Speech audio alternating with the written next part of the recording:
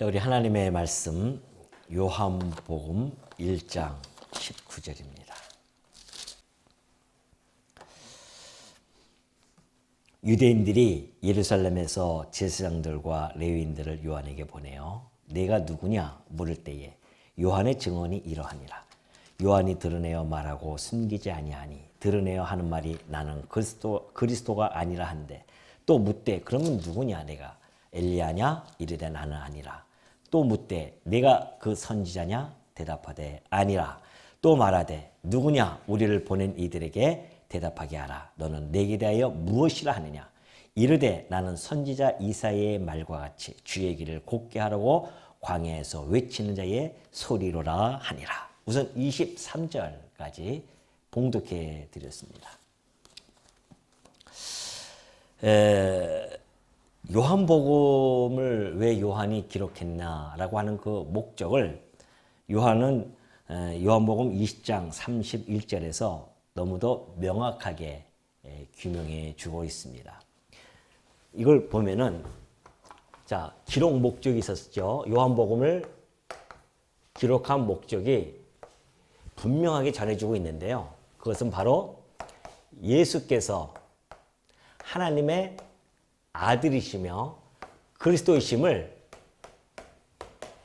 믿고 영원한 생명을 얻게 하려 하는 것이다. 이것이 요한복음을 기록한 요한이 가지고 있던 그 목적이 있었습니다. 다른 건 나는 이 기록을 여러 가지 기록을 했지만은 내 하나의 목적은 예수께서 하나님의 아들이시며 그리스도라는 사실을 믿게 하려는 것. 믿게 하기 위해서 내가 기록을 했다는 것이죠. 그렇다고 한다면 기록을 했다고 하는 것은 곧 뭐에 대한 기록이냐면은 증언에 대한 기록입니다. 뭐에 대한 증언이죠? 예수가 하나님의 아들 그리스도라는 사실을 증언하는 내용입니다. 그러니까 성경 요한복음 전체가 이 내용을 증언한 것을 기록한 겁니다. 그런데 이 증언의 내용을 보면요, 크게 세 단락으로 볼 수가 있습니다. 첫 번째가 1장 1절부터 18절까지 우리가 지난 시간에 우리가 살펴보았던 거죠. 이때까지가 사도 요한이 증언을 합니다. 뭐에 대해서? 예수가 하나님의 아들 그리스도라는 사실을 증언을 해요. 사도 요한이. 그리고 이제 1장 19절부터 34절까지가 세례 요한이 증언을 합니다. 무엇을요? 이것을 증언합니다. 그리고 마지막으로 1장 35절부터 마지막 21장까지가 바로 예수님께서 내가 하나님의 아들 그리스도다라는 사실을 증언을 합니다. 이렇게 요한복음은 세 단락으로 나누어져서 동일하게 다 하나의 목적을 향해서 증언하고 있는 내용이다. 물론 보는 사람마다 여러 가지 단락으로 나눌 수는 있습니다. 근데 제가 요한복음을 연구하면서 봤을 때는 이 세 단락으로 이해하는 것이 훨씬 편하게 요한복음을 알 수 있도록 그렇게 했기 때문에 제가 여러분들에게 이걸 소개해 드리는 겁니다. 그렇다고 한다면 사도 요한은 하나님의 아들이심을 어떻게 증언했냐면 자, 예수 그리스도에 대해서 먼저 증언을 하고요. 그리고 세례 요한에 대해서 증언을 합니다. 그리고 세례 요한은요, 자기에 대해서 증언하는데 자기가 바로 준비자다. 그리고 세례라고 하는 이 세례를 통해서 증언을 합니다. 그러니까 나는 그리스도를 길을 준비하는 준비자다. 하나님의 아들 그리스도의 길을 준비하는 준비자다라고 자기가 오늘 증언하고요. 그리고 세례를 통하여 또 이것도 증언하고 예수님께서는 표적과 그리고 교훈을 통해서 이렇게 증언을 합니다. 그러니까 우리가 이제 요 세 단락으로 이렇게 나서 증언을 하게 되어지는데 지난 시간까지 우리가 살펴본 내용이 바로 이 내용이었어요. 사도 요한은 여러분이 뭐 잘 아시다시피 예수님과 함께 예수님을 만나고 예수님을 직접 보고 손으로 만지고 함께 3년이 넘게요. 동고동락을 했던 제자였습니다. 그리고 예수님이 가장 사랑했던 제자라고 그렇게 표현하고 있죠. 그렇기 때문에 예수님에 대해서 누구보다도 잘 알고 있습니다. 그렇기 때문에 사도 요한이 봤던 그 예수 그리스도를 봤더니만 그는 말씀이시고 또 뭐예요? 하나님의 아들, 다시 말해서 성자 하나님이시더라. 그런 이야기죠. 그리고 그가 창조주이시며 뿐만이 아니라 생명의 빛이시더라. 요한이 증언을 하는 겁니다, 지금. 자기가 이렇게 3년 동안 옆에서 지켜봤는데, 그분이야말로 하나님의 아들 그리스도였더라. 근데 그분이 이러한 역사를 하셨던 분이다. 라는 것을 사도 요한이 증언을 한다는 이야기죠. 그것이 우리가 지난 시간에 1장 18절까지 살펴봤던 내용이고요.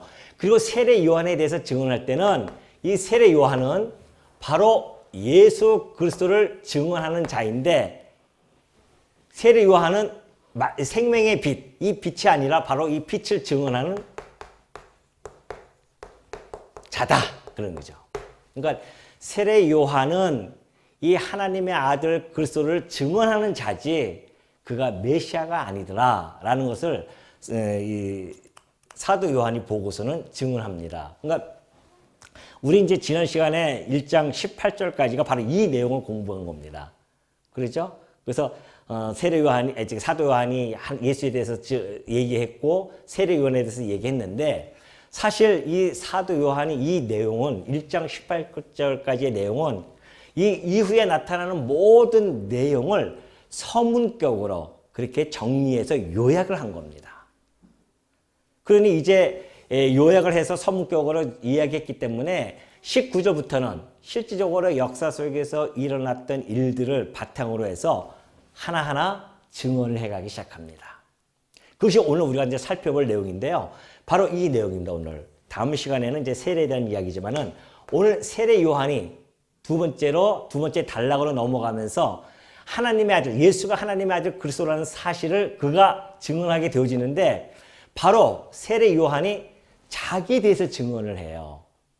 내가 누군지 아느냐? 나는 예수 그리스도의 길을 뭐 하는 자다?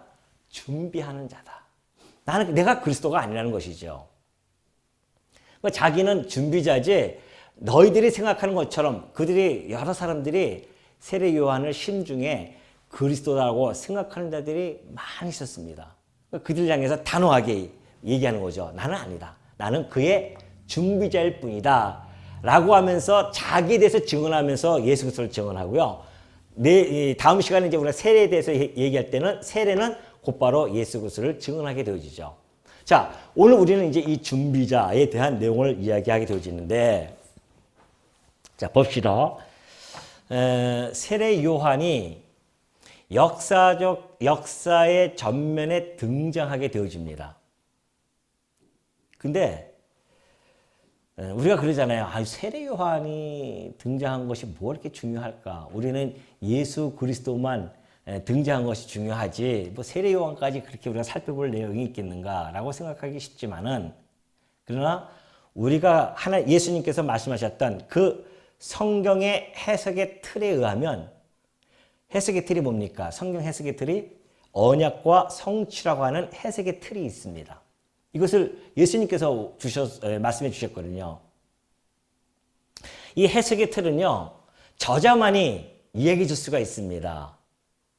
이 성경을 기록한 저자만이 자기가 의도를 가지고 이걸 기록했기 때문에 누구보다도 이 성경에 대한 해석의 틀을 가지고 이걸 기록했다는 이야기죠. 우리가 이제 제가 고등학교 때 보면은 우리 시험 보기 위해서 막 열심히 국어를 공부합니다. 국어의 시간에 보면은 뭐 윤동주의 시라든가 이런 걸 갖다가 하죠. 그럼 시 한 편 딱 걸어놓고 선생님들이 얼마나 많은 해석을 가하면서 이야기하는지 모릅니다. 그 시에 대한 시대적 배경부터 시작해서 이 단어 하나에는 어떤 뜻이 있는지를 하나하나 다 기록을 해가지고 설명해 나가는데 복잡스러워요. 저는 그때 공부하면서 언뜻 그런 생각이 들었어요. 저 해석이 정말 맞나? 정말 저건 사람마다 성서마다 다 다르게 가르칠 수 있고요. 받아들이는 자들의 주관적인 해석이 되어질 수 있단 말입니다. 그러잖아요. 그런 것들은.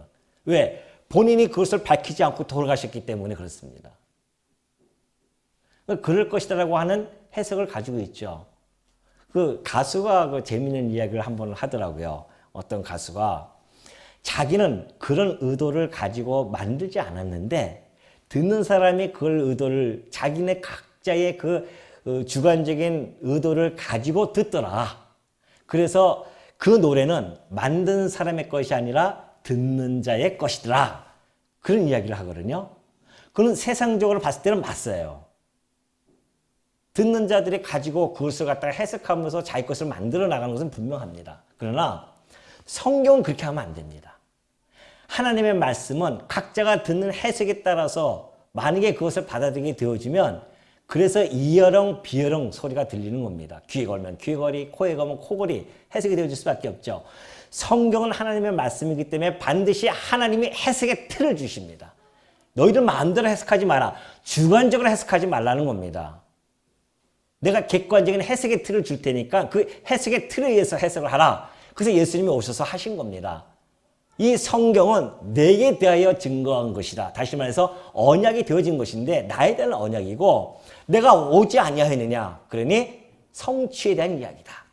그래서 예수님이 직접 저자이신 예수님께서 그 해석의 틀을 우리들에게 제공해 준 겁니다. 언약과 성취라고 하는 그 해석의 틀을요. 그렇다고 한다면 그 해석의 틀을 가지고 있는 우리들로 봤을 때 이 세례 요한이 역사적으로 등장한 것은 너무너무 중요하다는 겁니다. 그 이유를 지금부터 하나씩 살펴보도록 하겠습니다.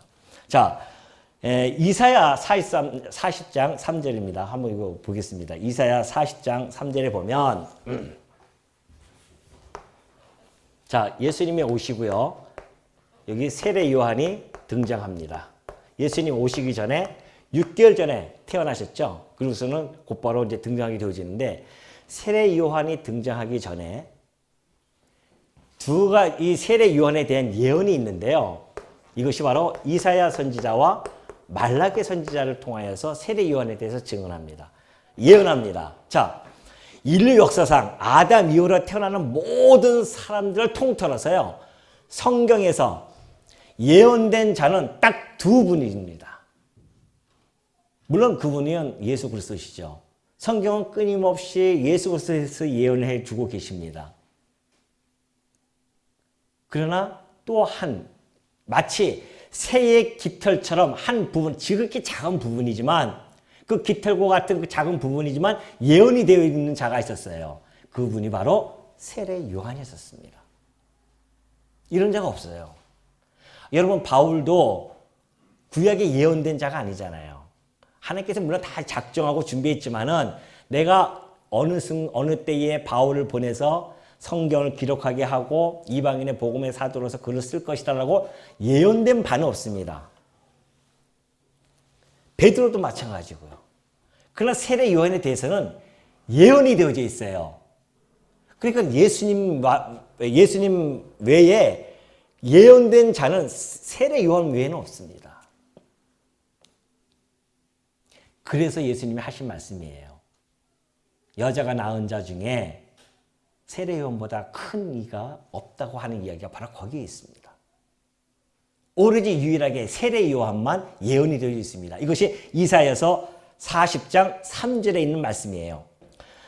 외치는 자의 소리여 이르되 너희는 광야에서 여호와의 길을 예비하라 사막에서 우리 하나님의 대로를 평탄하게 하라. 그렇게 이야기되어 있습니다. 자, 이사야 선지자는 예수님 오시기 700년 전 사람인데 이 이사야 선지자가 한 이야기가 광야에 외치는 자의 소리가 있다는 겁니다. 그래서 주의 길을 평탄하게 할 것이다. 준비할 것이다. 그런 이야기죠. 그런데 마태복음 3장 3절에 보니까 마태복음 3절에 보면 그렇게 나와 있죠. 이제 마태가 이 세례 요한에 대하여 평가를 하는 겁니다. 그는 세례 요한은 선지자 이사야를 통하여 말씀하신 자라. 일렀을 때 광야에 외친 자의 소리가 있어 이르되 너희는 주의 길을 준비하라. 그가 오실 길을 곧게 하라 하였느니라. 마태복음 3장 4절을 보면 그는 선지자 이사야를 통하여 그래요. 세례 요한은 선지자 이사야를 통하여 광야에 외치는 자의 소리였다라고 성취가 되어졌다는 사실을 이야기해 주고 있죠. 또 하나가 있습니다. 말라기서 4장 5절에 보면 보라 여호와의 크고 두려운 날이 이르기 전에 내가 선지자 엘리야를 너희에게 보낼 것이다. 그런 이야기가 있어요. 말라기서에 보면은 말라기의 선지자는 예수님이 오시기 전에 400년 전의 사람입니다. 400년 전에 말라기 선지자가 나타나서 엘리야 곧 크고 두려운 날이 오기 전에 엘리야를 하나님께서 보내시겠다고 그렇게 이야기합니다. 그런데 예수님이요 마태복음 11장 14절에 보니까 만일 너희가 증거 받을진대 오리라 한 엘리야가 곧 이 사람이라.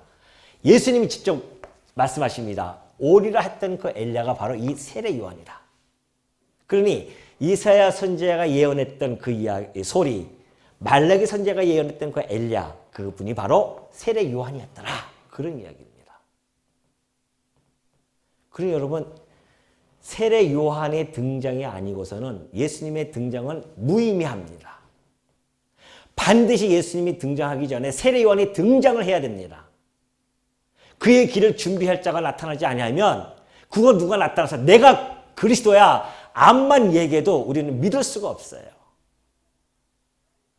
그러니 세례 요한의 등장이 얼마나 중요합니까?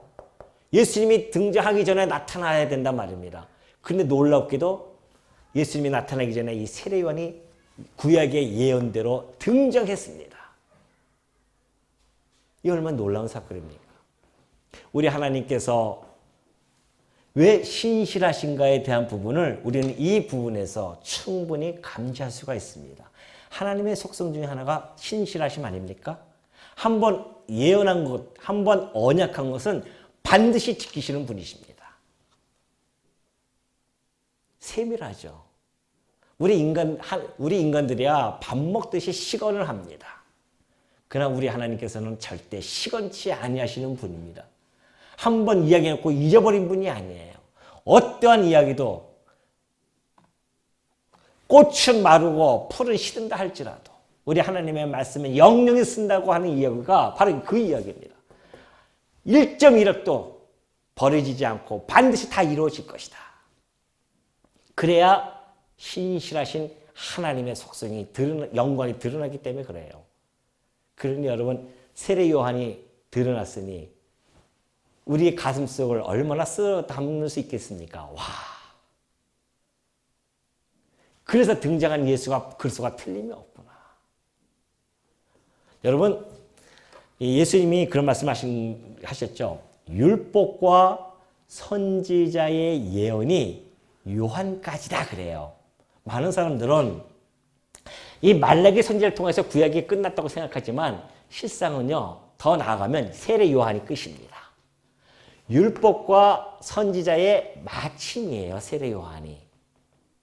그러니까 400년 동안 침묵의 시간이 지나다가 마지막 예언자인 엘리야와 같은 마지막 예언자인 세례 요한이 나타나서 예수 그리스도에서 콕 집어서 증언을 하게 되어집니다.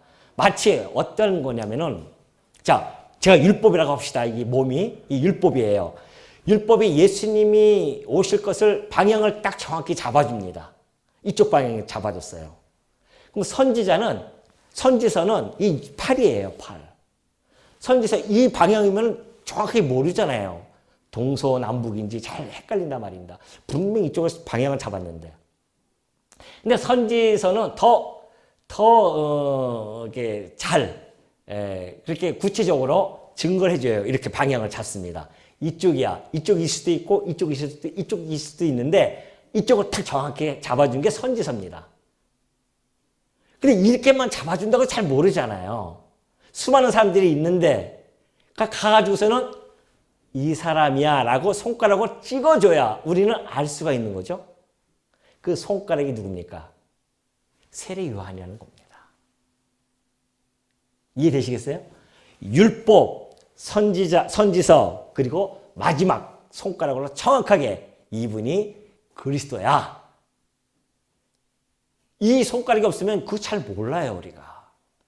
그래서 하나님께서는 미리 내가 마지막 손가락을 보내서 정확하게 그가 짓는 자가 그리스도이심을 너희가 알지어다. 구약에서 그렇게 예언이 되어진 겁니다. 근데 정말 나타나셔서 세례요한이 이분이 바로 하나님의 아들 그리스도다. 딱 찍잖아요. 얼마나 명쾌합니까?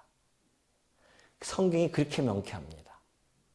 그래서 우리가 하나님에 대한 존재를 알 수 있게 되어지고, 와, 하나님 정말 살아계심이 너무도 분명하고, 그가 보내시겠다고 하는 자들은 다 완벽하게 보내셔서 당신의 뜻과 목적을 온전하게 이루어 가시는 분이시구나.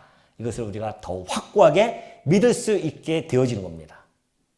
그 일례로서 세례 요한의 등장이 그래서 우리들 언약 성취의 해석의 틀을 가진 우리들에게 있어서는 너무너무 중요하고 너무너무 기쁘고요.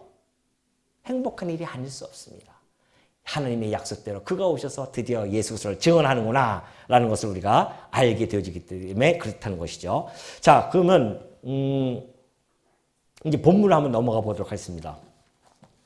본문에 보면은 19절에 보면 그래요. 유대인들이 예루살렘에서 제사장들과 레위인들을 요한에게 보내어 내가 누구냐 물을 때에 요한의 증언이 이러하니라.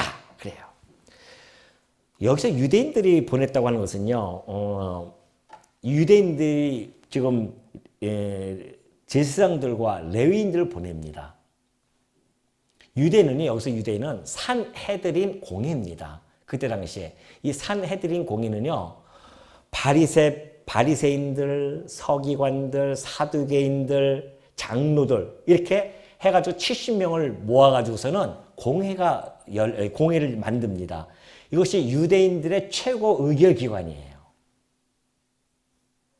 그리고 그 해의 대제사장이 그 의장이기 때문에 총 71명이 형성되어져 있습니다. 물론 이것은 뿌리는 출애굽하고 나서 모세가 이제 이스라엘 백성들을 조직할 때에 70명 장로들을 모아서 만든 그 조직을 뿌리로 두고 있습니다. 그래서 이들의 최고 의결 기관이기 때문에 엄청난 힘을 발휘하게 되어지죠. 그래서 그들은 율법을 해석한다거나 뿐만이 아니라 종교 재판을 주관한다거나 그리고 어떤 성전의 치안에 대한 이야기들을 하게 되어집니다. 근데 이제 문제는 세례 요한이요. 그때 당시에 나타나가지고서는 하나님 나라를 선포하기 시작했죠. 회개하라 천국이 가까이 왔느니라 선포하기 시작합니다. 그리고 그들에게 회개를 촉구하기 시작했고요. 뿐만이 아니라 세례, 정결케 하는 세례까지 베풀고 있습니다. 근데 그것만 끝나면 괜찮은데 기득권에 대한 아주 파격적인 이 말이 막 튀어나오죠. 그리고 거침없이 행보를 이어갑니다. 바리새인들과 사두개인들이 왔었어요. 궁금해가지고 오니까 그들을 향해서 하는 이야기가 이 독사의 자식들아 그러잖아요. 누가 너희들에게 이 진노를 피하라고 했느냐? 너희들이 속으로 우리는 아브라함의 한 아들 곧 하나님의 백성이라고 생각하지 마라. 이 돌들로도 하나님께서는 아브라함의 자손들을 만들 수 있지 않겠느냐? 얼마나 호되게 이야기하는지 모릅니다. 그러면서 그들에게 하는 이야기가 이 도끼가 나무 뿌리에 이미 놓여졌다. 이미 심판이 시작되어졌다라고 그렇게 이야기하죠. 그러니까 사람들이 그 거침없는 행보를 보고 몰려들기 시작한 겁니다. 신드롬이 일어나기 시작했어요. 세례 요한에 대한 신드롬이. 그래서 많은 사람들이 혹 그리스도가 아닌가? 신중해 이러면서 그들이 막 몰려오기 시작합니다. 회개하고 세례를 받고 막 그렇게 하고 있죠. 그러니 이러한 현상에 산헤드린 공회가 가만히 있을 수 없잖아요. 한번 그자가 도대체 누구인지 한번 가서 물어봐라. 그래서 보낸 거예요. 그래서 요한에게 보내요. 네가 누구냐? 네가 누구냐 물을 때는 네가 누구의 자식이냐 이런 걸 묻는 게 아니잖아요. 그들도 이 세례 요한이 누군지는 잘 알고 있습니다. 왜? 같은 제사장 계열의 아들이기 때문에 그래요. 제가 지난번에 말씀드렸죠. 세례 요한은 뼈대 있는 집안입니다. 그냥 들판에서 막 그냥 있다고 해서 그냥 사람들이 무시할 정도의 그런 신분이 아닙니다. 그는 다윗 시대 때에 다윗이 만든 제사장 반열이 있어요. 24반열 만들어 놓고서는 돌아가면서 성전의 일을 하게 되어지는데 그 중에 8반장, 아비야라고 하는 8반장이 있는데 그 직계 후손입니다. 그래서 예수님 오시는 당시에 그 성전에서 제사장 역할을 했던 자가 사가랴였고요. 그 사가랴의 아들이 바로 세례 요한입니다. 근데 세례 요한도 천사가 나타나서 그렇게 해서 그가 이제 잉태하게 되어졌는데, 그러니 이 천사가 나타나서 이 세례 요한은 예수 그리스도의 길을 준비할 자다 했기 때문에 그는 구별되어져서 그렇게 자라났습니다. 어렸을 때부터 집에 있지 않았어요. 그는 빈들에 나가서 그가 거기서 신령을 강하게 하면서 그렇게 자라났었습니다. 빈들에서, 광야에서 어렸을 때부터. 그래서 낙타 옷을 입고 그리고 메뚜기를 잡아먹고 석청을 먹으면서 그렇게 지내왔던 자였었는데 어느 날 갑자기 나타나서 회개하라 천국이 가까이 왔다. 그 일을 시작한 것이죠. 그래서 물어본 겁니다. 도대체 네가 누구길래 이렇게 네 언사라든가 네 행보가 이렇게 거침이 없느냐. 그렇게 물을 때 요한이 이렇게 이야기합니다. 요한이 드러내어 말하고 숨기지 아니하니 드러내어 하는 말이 나는 그리스도가 아니라 그래요. 정확하게 얘기죠. 나는 그리스도가 아니라. 오해하지 마라. 그리스도, 그때 당시에 자칭 그리스도라는 자들이 여기저기 우후죽순 막 일어났었거든요. 왜? 그리스도 메시아 사상이 그들에게는 팽배해 있었기 때문에 메시아가 올 것이다. 기다리고 있었어요.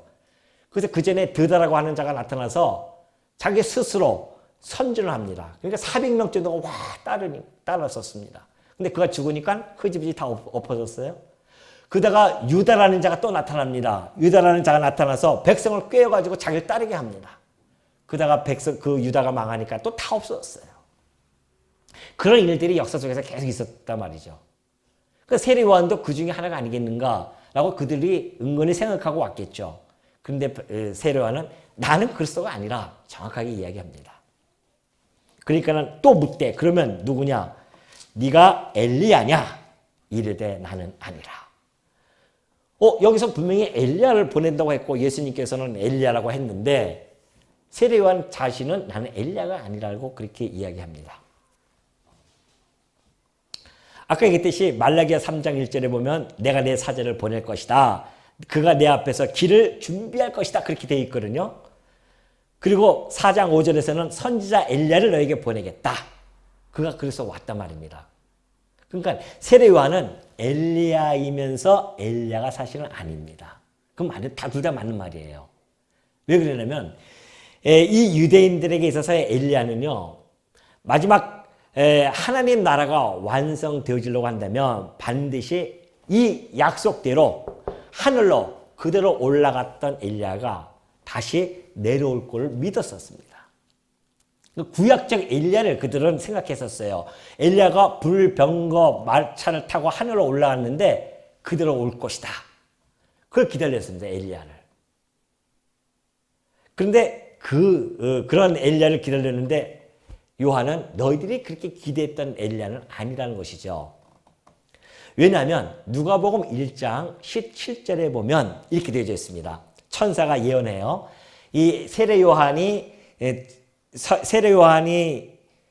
태어날 것을 예언했는데 그가 또 엘리야의 심령과 능력으로, 여기 보면 그러죠. 그가 또 엘리야의 심령과 능력으로 그래요. 엘리야의 심령과 능력. 그러니까 엘리야의 심령이라고 하는 것은 엘리야가 가지고 있는 그 영향력, 그가 했던 일들, 능력, 이것을 타고 난다는 겁니다. 그 사역을 할 자가 나타난다는 것이죠. 엘리야는요, 여러분 잘 아시다시피 아합 시대에 있었습니다. 이스라엘 아합 시대 때에 아합이 이방인 여자 이세벨과 결혼해가지고서는 바알신을 섬겼던 자였었습니다. 그때 나타나서 아합과 그 이세벨을 통렬하게 비판하면서 회개하라고 촉구하죠. 백성들도 다 바알신을 섬기고 있었습니다. 혼자 외롭게 외쳤던 자였었어요. 그래서 바알 선지자 450명과 갈멜산 전투에서 승리하는 놀라운 성과를 보여줬지만 그는 여전히 혼자 외롭게 그 바알 신들과 싸우면서 백성들을 향해서 회개하라고 외쳤던 자였습니다. 그러한 심령을 가지고 세례 요한이 온다는 겁니다. 근데 정말 그리고 그분이 세례 요한이 오셔서 그렇지 않습니까?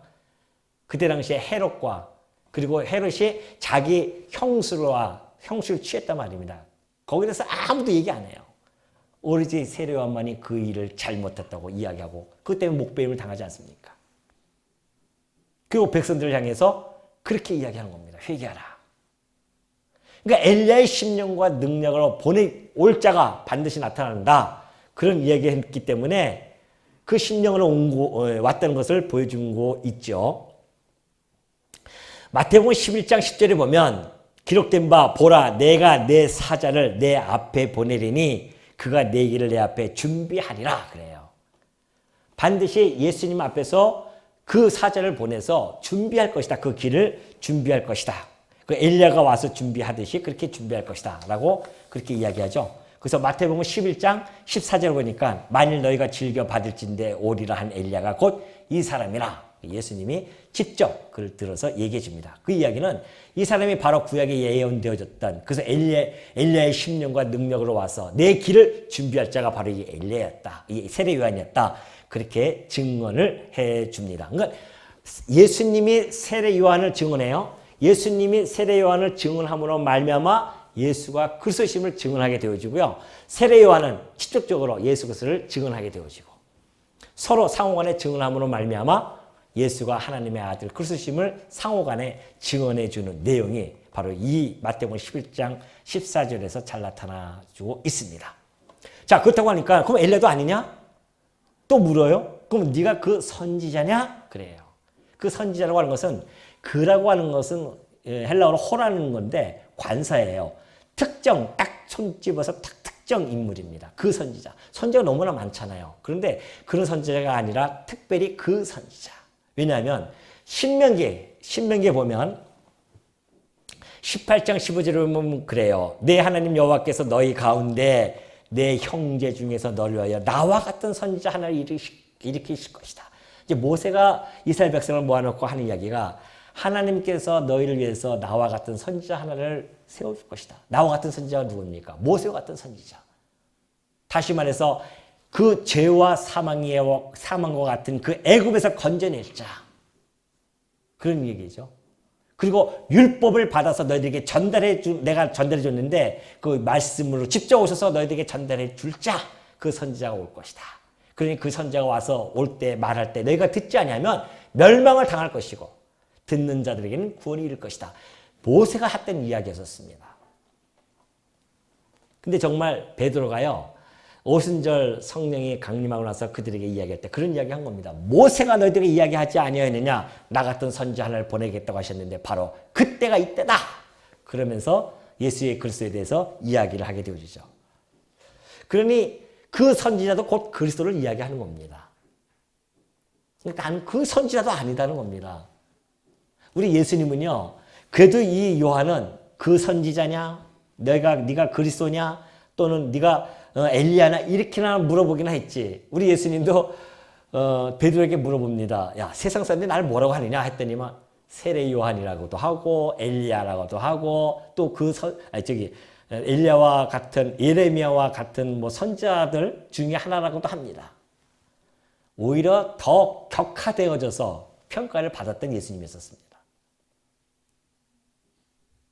그러니 베드로가 주는 그리스도시여 살아계신 하나님이십니다 했더니 이 바요나 시몬아 네가 복이도다. 얼마나 그렇게 칭찬해 주셨습니까?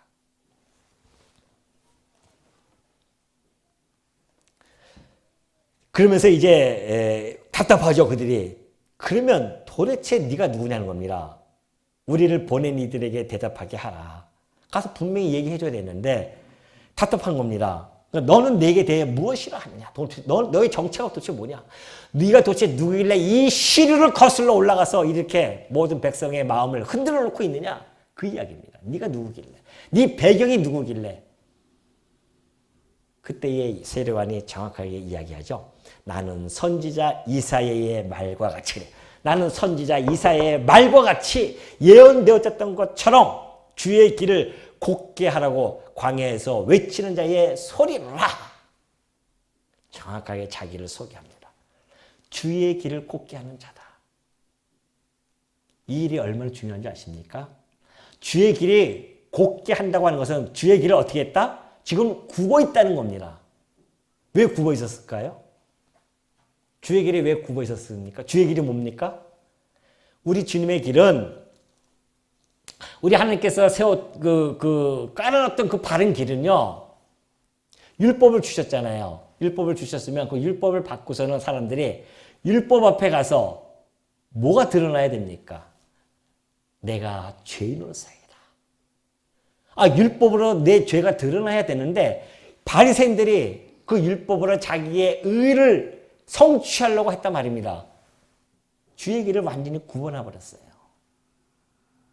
그러니 그들이 와가지고서는 자기네가 율법으로 의롭게 되어진다고 착각하고 자기네는 의롭다 생각하고 있었단 말입니다. 백성들에게 그렇게 가르쳤고요.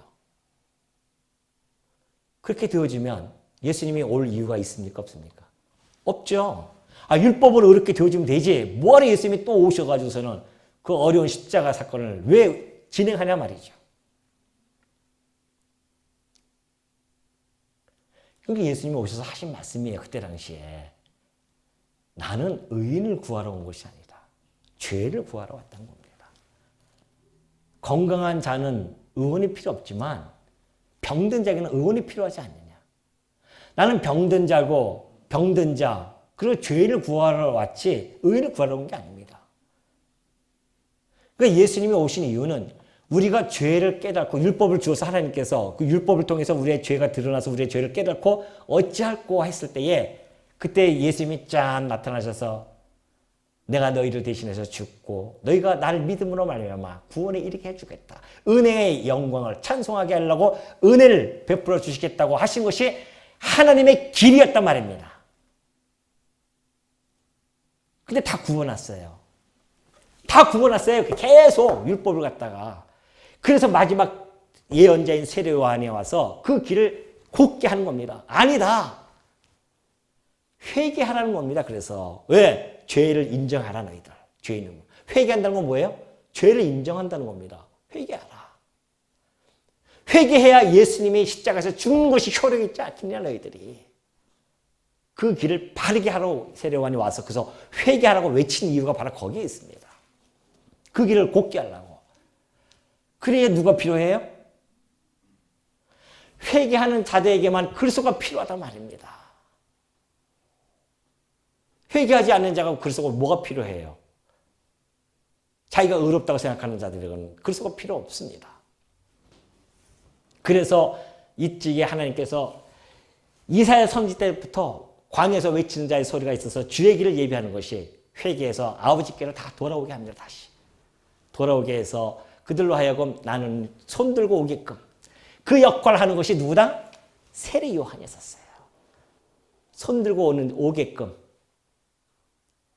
그 손들고 오게끔 율법과 선지자가 다 일로 인도에 가고 있었는데 몽학 성생으로서 인도에 가고 있는데 마지막 세례 요한이 마침이 돼가지고서는 손가락으로 뭐예요? 우리의 죄를 구속해 주신 구원자다. 그렇게 해서 딱 정확하게 핀셋처럼 이렇게 해서 꽂습니다. 그게 세례 요한의 역할이 있었어요. 이것이 필요했기 때문에 하나님께서는 세례 요한을 구약에서 예언해 놓고 보낼 것이다. 마지막 그 길을 준비할 자를. 다 인간들이 다 곡해버렸어요. 다. 하나님의 길을 다 굽어버렸단 말입니다. 마지막 세례 요한이 와서 우리의 죄를 들춰내므로 말미암아 회개하라고 외치므로 말미암아 구속주가 절대적으로 필요한 것을 깨닫게 하고 우리 그리고 나서 이제 예수님이 딱 등장하지 않습니까? 외치는 자의 소리로라 하니라. 그들은 바리새인들이 보낸 자라. 그래요. 자, 그러면서 25절 또 물어 이르되 네가 만일 그리스도도 아니요 엘리야도 아니요 그 선지자도 아닐진데 어찌하여 세례를 베푸느냐? 요한이 대답하되 나는 물로 세례를 베풀거니와 너희 가운데 너희가 알지 못하는 한 사람이 있었으니 곧 내 뒤에 오시는 그이라. 나는 그의 신발끈을 풀기도 감당하지 못하겠노라 하더라. 이 일은 요한이 세례 베푸던 곳 요단강 건너편 베다니에서 일어난 일이니라 그래요. 자, 다시 한번 묻죠. 그들이 그러면 엘리야도 아니고 그리스도도 아니고 선지자도 아닌데 어째 세례를 베푸냐는 것이죠. 이 유대인들도요 잘 알잖아요. 세례에 대한 의미를 잘 알고 있습니다. 이 세례라고 하는 것은 거룩한 의식이거든요. 구약 때부터 내려왔던 정결케 하는 그런 의식이었기 때문에 그들은 잘 알고 있죠. 그러나 그들이 가지고 있는 그 세례에 대한 그 의식은, 인식하는 것은 메시아가 이 땅에 오셨을 때, 메시아가 도래했을 때에 메시아에 의해서 사용될 것이라고 기대하고 있었습니다. 어떻게? 그 메시아가 와서 민족적 차원에서 우리를 다 정결케 해주고 그리고 성결케 해줄 것이다. 오로지 이 메시아만이 수행할 수 있는 것인데 왜 네가 지금 그걸 하고 있느냐는 겁니다. 왜 그들이 그런 생각을 가졌냐면 스가랴 13장 1절의 말씀입니다. 그날의 죄와 더러움을 씻는 셈이 다윗의 족속과 예루살렘 주민을 위하여 열리리라. 그런 것이 스가랴 선지자를 통해 예언이 되어져 있었습니다. 다윗 족속과 예루살렘 주민을 위하여 죄와 더러움을 씻는 셈이 열릴 것이다. 그리고 에스겔 선지자는 36장 25절에 이렇게 나타나 있어요. 맑은 물을 너희에게 뿌려서 너희로 정결하게 하되 너희의 모든 더러운 곳에서와 모든 우상 숭배에서 너희를 정결하게 할 것이다. 어떻게 해요? 맑은 물을 너희에게 뿌려서. 이것이 세례란 말입니다. 그러니까 메시아가 오면 죄와 더러움을 씻는 셈이 열려져서 우리로 하여금 맑은 물을 우리에게 뿌려서 정결케 되어질 것이다. 이런 사상들이 그들에게 가지고 있었습니다. 그런데 그 일을 지금 세례 요한이 하고 있단 말이죠. 아니 네가 메시아도 아닌데 그렇다고 해서 그 엘리야도 아니고 그 선지자도 아니라고 한다면 네가 무슨 권한으로 이 세례를 좀 베푸고 있느냐. 그러니까 세례 요한이 뭐라고 얘기합니까? 나는 물로 세례를 베푸냐. 전혀 다른 대답을 합니다. 나는 물로 세례를 베푸지만은 너희 가운데 너희가 알지 못하는 한 사람이 섰는데 나는 물로 세례를 베푼다. 내가 지금 물로 세례를 베푼다고 이것이 대단한 것 같으냐? 되묻는 거예요. 내가 지금 물로 세례를 베푼다고 해서 이것이 대단한 것 같으냐? 마태복음 3장 11절에 보니까 세례 요한이 이렇게 얘기한다. 나는 너희로 회개하기 위하여 물로 세례를 베풀거니와. 자, 세례 요한의 세례는 뭐예요? 회개의 세례입니다. 회개의 세례. 그런데 내 뒤에 오시는 이는 나보다 능력이 많으시니 나는 그의 신을 들기도 감당하지 못하겠노라. 그는 뭘로 세례를 줘요? 성령과 불로 세례를 줍니다. 성령과 불로.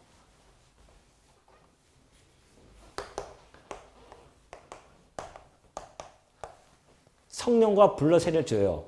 세례 요한은 물로 세례를 줍니다. 회개의 세례죠. 그러나 회개의 세례가 무용하다는 얘기는 아니지만 그러나 이 회개케 하는 이 물 세례로는 구원에 이를 수는 없습니다. 제가 여러분들 우리 세례할 때 이렇게 세례하잖아요. 목사들이 성부와 성자와 성령의 이름으로 세례를 드립니다. 그때 그래서 죄가 없어질까요? 아니에요. 반드시 성령 세례를 통해서만이 구원에 이르게 되어집니다.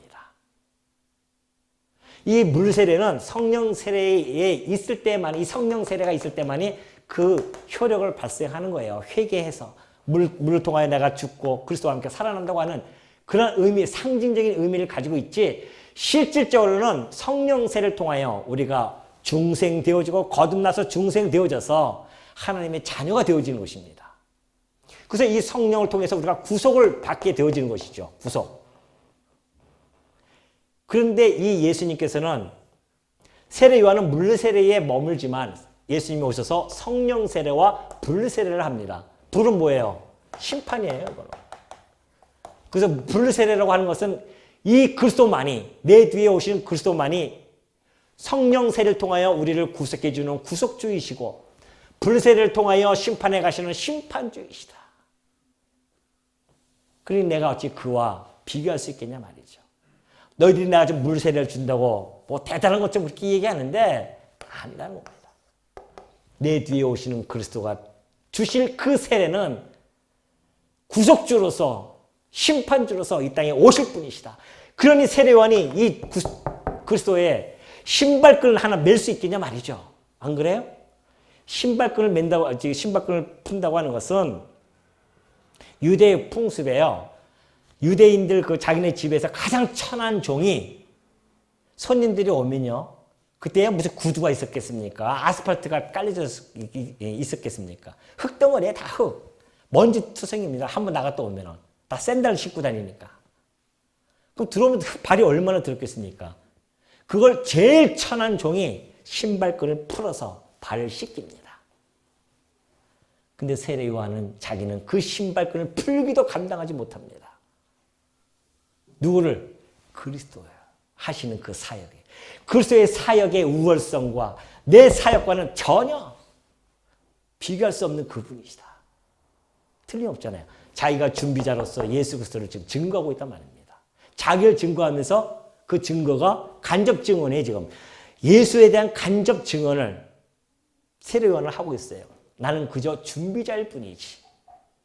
진정으로 너희를 구원할 자는 예수 그리스도 외에는 없다. 그분이 성령과 불로 세례를 주실 분이다. 그러니 나는 그의 신발끈을 풀기도 감당하지 못할 자다. 아니, 여자가 낳은 자 중에 가장 큰 자인 이 세례 요한이 그리스도의 자기 주인의 신발끈도 풀기 감당하지 못할지언데 여러분은 어떻습니까? 세례 요한처럼 우리 그리스도를 여러분이 마음속에 두고 섬기고 계십니까? 혹시 우리는 그리스도를 갖다가 차마 말을 못하겠네요. 혹시 우리는 그리스도를 갖다가 주인이라고 하면서도 그리스도의 자리에 앉아있지는 않을까요?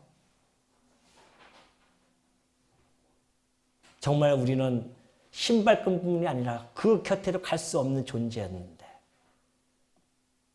그 그리스도께서 이 땅에 오셔서 구속주로서 심판주로서 그 어마어마한 권세를 가지고 이 땅에 오셔서 지금 이 일을 행하고 계셔서 내가 그의 은혜로 그래서 내가 그의 성령 세례를 통하여서 구원에 이루어졌고 이제 우리는 그를 주인이라 모시고 살아가는데 혹시 우리는 주객이 전도되어져서 살아가고 있는지 않는지 그리스도가 오히려 우리의 종처럼 생각하고 있지는 않는지 세례 요한의 이 그리스도에 대한 겸손함을 우리는 다시 한번 생각해 봐야 할 것입니다. 그러니 여러분 이 세례 요한의 등장 아까 서두에 제가 말씀드렸듯이 얼마나 중요합니까? 세례 요한이 만약에 나타나지 않았다고 한다면 예수님도 나타날 수 없었다는 사실입니다. 그가 나타나서 예수님을 정확하게 증언해 줌으로 말미암아 우리가 누가 그리스도인지 알게 되어졌고 그를 통해서 우리가 이런 놀라운 축복의 자리에 은혜의 자리에 앉아서 오늘도 우리는 그리스도의 종이라 외치며 살아가고 있지 않느냐 말이죠. 그렇다고 한다면 그리스도의 종으로서 정말 우리가 얼마만큼 그를 섬기고 있는지를 곰곰이 생각해 보시면서요. 오늘 이 세례 요한을 가만히 생각하시면서 세례 요한조차도 그리스도에 대한 태도가 이러할지언데 우리는 그리스도에 대해서 어떤 태도를 가지고 하루하루 살아가고 있는지를 마음속 곰곰이 생각하는 한 주가 되었으면 하는 바람으로 말씀을 드리도록 합니다.